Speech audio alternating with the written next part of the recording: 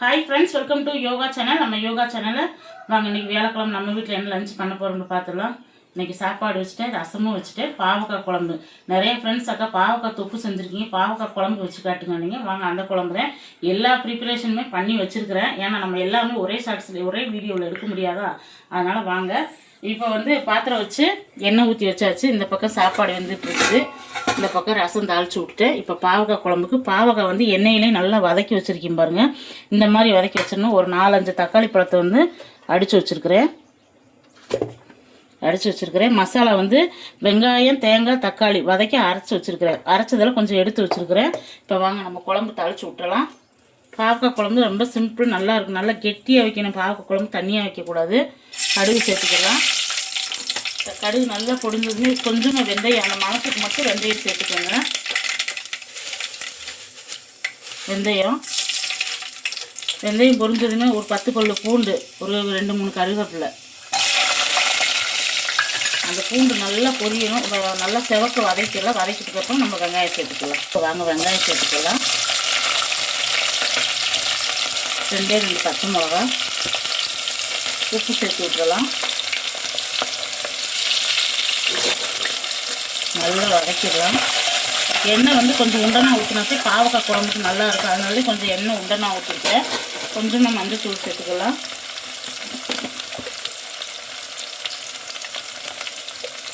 கொஞ்சமாக மிளகாத்தூள். இந்த எண்ணெயிலே சேர்த்துக்கணும், அப்போ தான் வதங்கிறதுக்கு நல்லா இருக்கும்.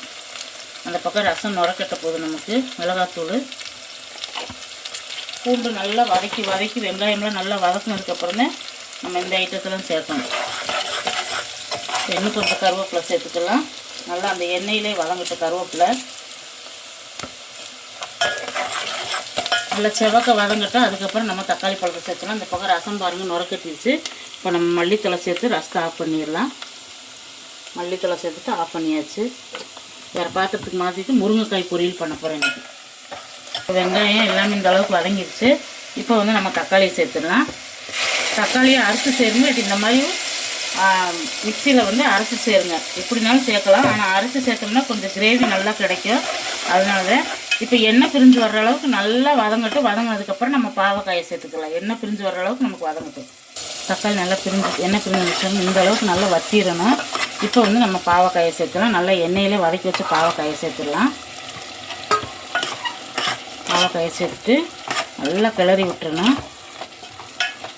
அந்த எண்ணெய் அந்த புளிப்பு இப்போ கொஞ்சமாக நம்ம புளித்தண்ணி நல்லா நம்ம இந்த அளவுக்கு கெட்டியை கரைச்சி வச்சுக்கணும். புளித்தண்ணி சேர்த்துக்கலாம்.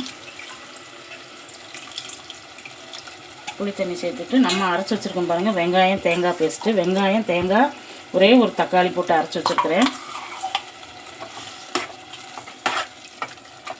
இதையும் போட்டு நம்ம யோகா குழம்பு மிளகாய் தூள் ஒரு ஸ்பூன் மட்டும் போட்டுக்கலாம். 1 ஸ்பூனு. இப்போ தேவையான அளவுக்கு தண்ணி வச்சுக்கலாம். தண்ணி எல்லாமே அளவாக வச்சாச்சு. உப்பு எல்லாமே கரெக்டாக இருக்குது. ஒரே ஒரு வரமிளகா மட்டும் இப்படி சேர்த்து விடுங்க. எல்லாமே கரெக்டாக இருக்குது. இந்த பக்குவத்துக்கு போதும். ரொம்ப தண்ணி வேணாம், தொக்கு பதத்துக்கு வேணும். அப்போதான் சாதத்தில் பிசைஞ்சு சாப்பிட சூப்பராக இருக்கும். நல்லா மூடி வச்சு அந்த புளி தண்ணி எல்லாமே கரெக்டாக இருக்குது. உப்பு எல்லாமே கரெக்டாக இருக்குது. சூப்பராக இருக்குது. அப்படியே மூடி வச்சிடலாம். மூடி வச்சு நல்லா கொதிக்கட்டு. எண்ணெய் பிரிஞ்சு வர அளவுக்கு வேகட்டும். இந்த பக்கம் நமக்கு முருங்கைக்காய் பொரியல் ரெடியாக இருக்குது. இந்த முருங்கைக்காயில் எப்பயும் போல் சீரகம், ஒரே ஒரு பூண்டு, வரமிளகா, தேங்காய் அரைச்சி போட்டோம்னா முருங்கைக்காய் பொரியல் ரெடி ஆயிடும்.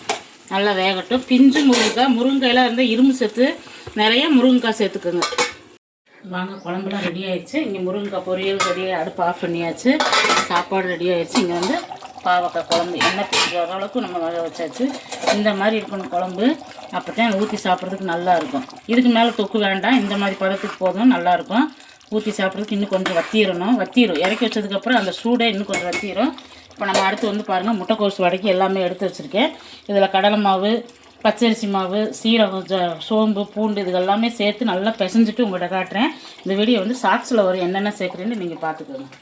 வாங்க ஃப்ரெண்ட்ஸ், இப்போ வெங்காய போண்டாவுக்கு எல்லாமே நான் ரெடி பண்ணிவிட்டேன். ஒரு அடசல் முட்டைக்கோஸ் போண்டா எல்லாமே போட்டு எடுத்துட்டேன் பாருங்கள். இது ரெசிபி எல்லாமே நான் ஷார்ட்ஸில் உங்களுக்கு அப்லோட் பண்ணுறேன். ஷார்ட்ஸில் பாருங்கள், சூப்பராக இருக்கும். நல்லா டீ கடையில் இந்த மாதிரியும் போட்டு கொடுப்பாங்க. அதே மாதிரி பசங்க ஸ்நாக்ஸுக்கு சாயங்காலம் ஸ்கூல் விட்டு வந்த சோறுக்கு இந்த மாதிரி போட்டு கொடுங்க, சூப்பராக சாப்பிடுவாங்க. என்னென்ன போட்டிருக்கேன் எல்லாமே நமக்கு ஷார்ட்ஸில் போட்டிருக்கேன். கண்டிப்பாக போய் பார்த்து இதே மாதிரி செஞ்சு பாருங்கள். முட்டைக்கோஸ் போண்டா இப்போ எல்லாம் போட்டுட்டு பார்க்கலாம்.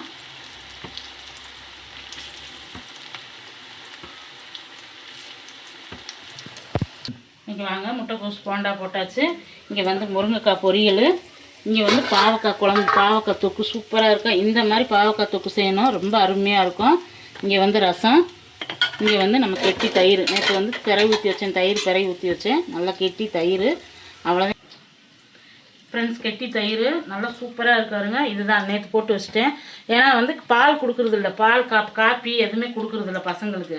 அதனால் அந்த பாலை வாங்கிட்டு பிறகு ஊற்றி வச்சுட்டு கொஞ்சம் பசங்க நல்லா சாப்பிட்டுக்குருவாங்களே, அவ்வளோதான். அது மாதிரி பாவக்காய் தொக்கு பாருங்கள், செம்ம டேஸ்ட்டாக இருக்கும். இந்த மாதிரி செஞ்சிங்கன்னா எப்படி கலர்ஃபுல்லாக இருக்குதா? கொஞ்சோண்டு சாதத்தில் போட்டு பிசைஞ்சு சாப்பிட்டு பாருங்கள், சூப்பராக இருக்கும். அவ்வளோதான் ஃப்ரெண்ட்ஸ், இன்றைக்கி நம்ம வீட்டில் இங்கே சுட சுட சோறு சாப்பாடு ரெடியாக இருக்குது. இங்கே போண்டா வெந்துட்டு இருக்குது. இன்றைக்கி எல்லா வீடியோவும் பார்த்துருப்பேன்னு நினைக்கிறேன். இந்த வீடியோ உங்களுக்கு ரொம்ப பிடிச்சிருந்தா நம்ம யோகா சேனல் லைக் பண்ணுங்கள், ஷேர் பண்ணி கமெண்ட் பண்ணி சப்ஸ்கிரைப் பண்ணுங்கள். தொடர்ந்து நம்ம வீடியோவுக்கு ஆதரவு கொடுங்க. ஒரு சப்ஸ்கிரைபர் பண்ணுங்கள். எல்லா சப்ஸ்கிரைபர் பண்ணிகிட்டே இருக்கிறீங்க. ஆனால் டக்குன்னு 1 லட்சம் சப்ஸ்கிரைபர் வர மாட்டேங்குது. டக்குன்னு மசாலாவுக்கும் ஆர்டர் கொடுங்க. நாளைக்கு வீடியோவில் பார்க்கலாம். Bye friends, thank you.